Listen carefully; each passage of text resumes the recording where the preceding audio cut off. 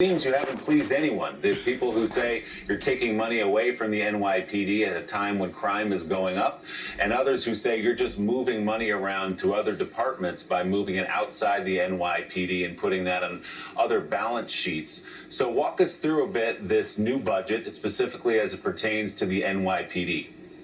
Yeah, Willie, this is really profound change, and it's a moment where we need profound change in this city, in this country. We're taking $1 billion out of the NYPD. We're reducing the size of the NYPD. We're reducing overtime. We're moving some of the functions the NYPD does now.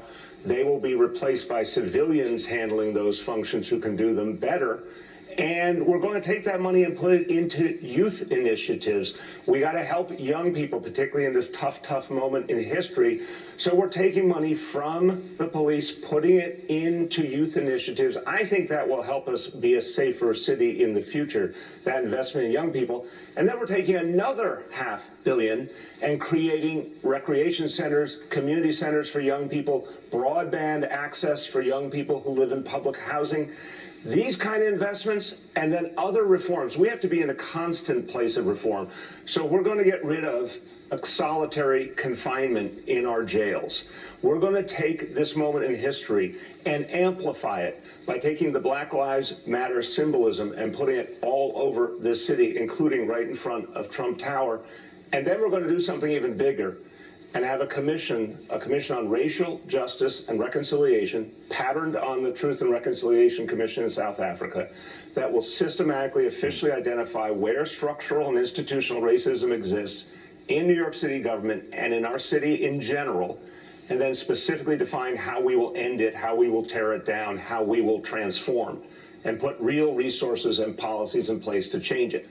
So this is going to be a constant moment of change and reform in New York City. I got another question on the budget, but did you say officially you're going to paint Black Lives Matter on Fifth Avenue in front of Trump Tower? Is that happening? Yes, we are. Yes, we are. And it's an important message to the whole nation. And obviously, we want the president to hear it because he's never shown respect for those three words. When he hears Black Lives Matter, he presents a horrible negative reality of something that doesn't exist, and he misses the underlying meaning that we're saying we have to honor the role of African Americans in our history and in our society, very much what you were talking about a few moments ago. And we have to make it come alive today. So we're going to make it really clear to the president. It's going to be right outside his doorstep.